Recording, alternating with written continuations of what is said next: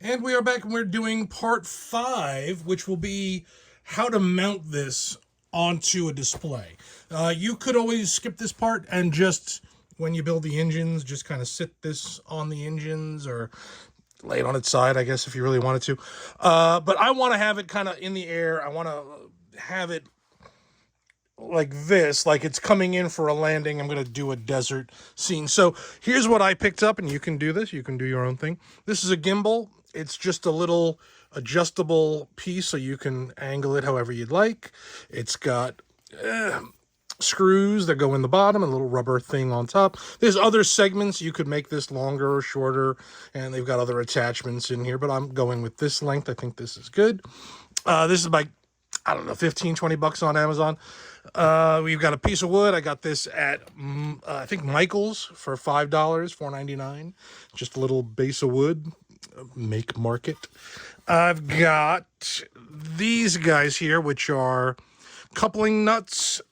These are, what did I get? Quarter 20 by 7/8. This will fit right on here because you want this is now going to be built into the escape pod, and it's going to be what holds on there. So you can unscrew it if you wanted to. I mean, this is going to be a thing that you could take off if you needed. I've got some screws. I'm using number 8 by 1/2, just something that's going to be long enough to go in here, but not long enough to go all the way through. I've got some number 8 washers just to give that a little strength. I've got steel sticks. This is the greatest invention ever. You can get this at Home Depot.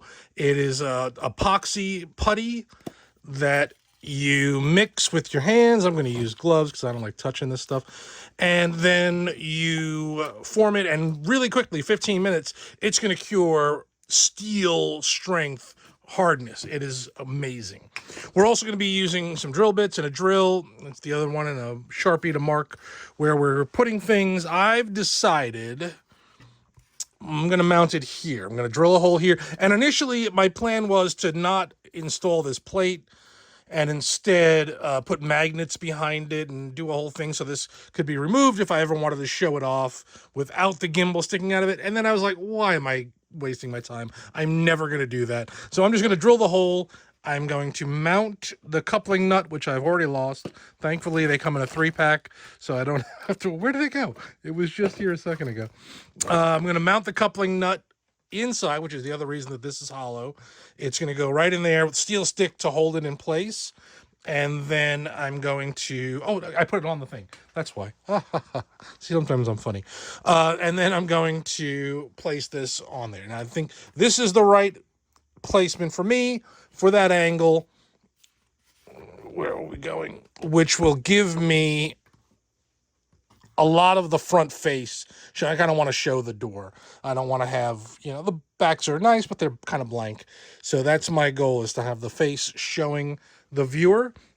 And so I've got this on here. I'm going to push. I've pulled it all the way over. I don't want it to be like kind of in the middle, and I don't want to just attach this randomly and then figure out later, where it's going to thread. I want to know that it's going to be here. Okay, so that's where we're going to start.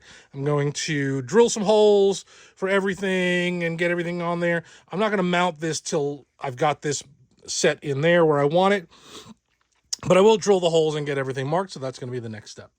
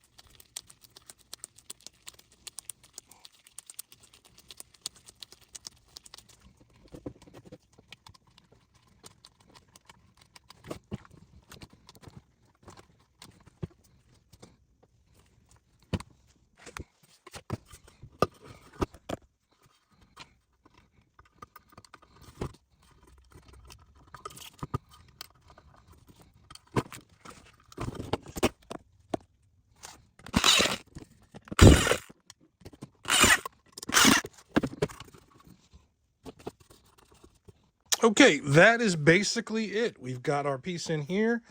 It's pretty hardened already in just a few minutes. We've got our gimbal mounted to our piece of wood. Whenever you're ready, you can just kind of unscrew this a little bit to get him straight up and down. And then we'll... Oh, I already lost. There we go. Screw this in. It's a bit of a pain when it's mounted. I mean, this is not something I suggest, you know. Well, I guess this also unscrews. I don't want to unscrew that. Let's leave that locked in. We'll twist this guy here. We could do it this way. Twist him.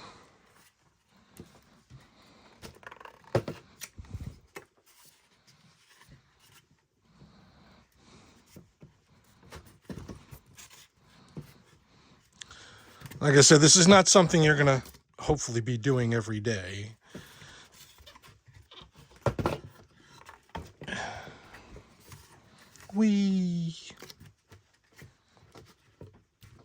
Oh no, we're not even twisting. There we go.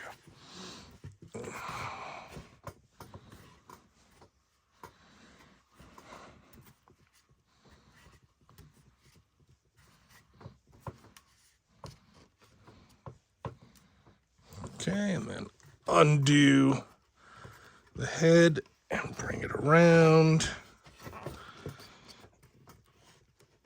to where we want it to be on the display, and then tighten that piece in the back.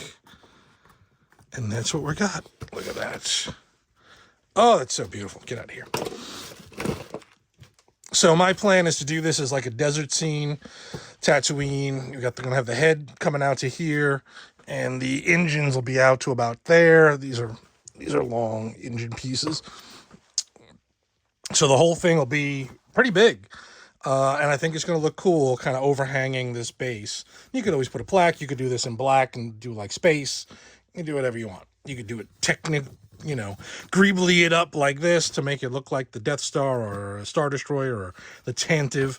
But I think this is exactly how I want to display it. This is really what I'm looking at. I might even bring it down a little bit more. So it's just about to impact on Tatooine. You can rotate it a little bit. Luckily, these kits that I'm offering are very light, so they're not going to take a lot of stress on this and start pulling it down, which is nice. So that's part 4 or part 5, whatever we're up to.